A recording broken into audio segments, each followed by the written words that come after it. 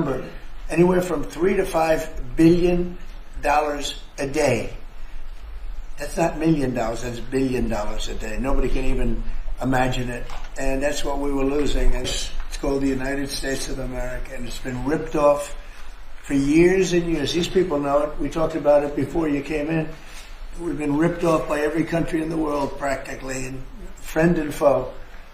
And I wanted to ask you, Mr. President, because you said you want to bring the tariffs on China down soon. How soon do you want to bring the tariffs on Chinese goods down? Well, that depends on them. We have a situation where we have a very, very great place. It's called the United States of America, and it's been ripped off for years and years. These people know it. We talked about it before you came in. We've been ripped off by every country in the world practically, and friend and foe. And we're not doing that anymore. So what's happened is Howard, how many countries have we spoken to already? 90. And they all want to make deals, and we're going to make deals, but they're going to be fair deals. They're not going to be rip-off deals. And, we were losing almost $5 billion a year. No country can do that. And now we have it down almost to even, maybe even better than even, because of the tariffs on cars and aluminum and steel.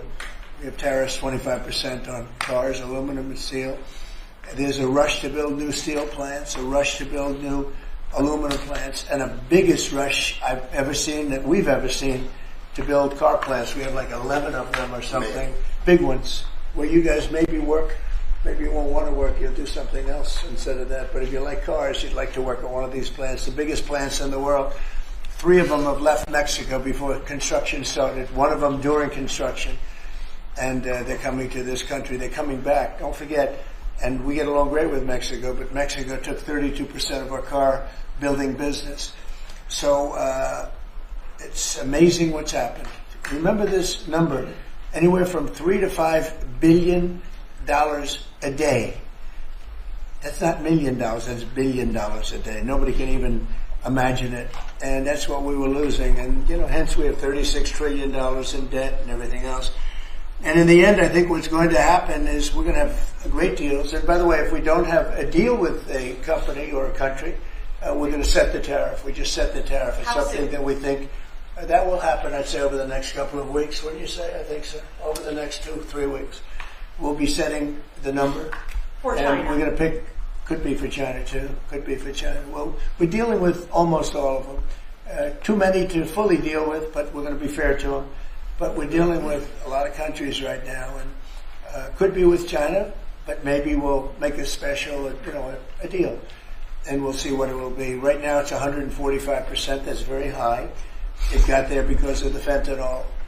They're sending, massive amounts of fentanyl into our country and killing a lot of people, probably 200,000 plus a year, wiping them out. You probably all have friends that were killed, somebody was killed in your family or your friends with fentanyl, and somehow it's made almost exclusively in China. And as you know, we essentially taxed them 10 and then another 10.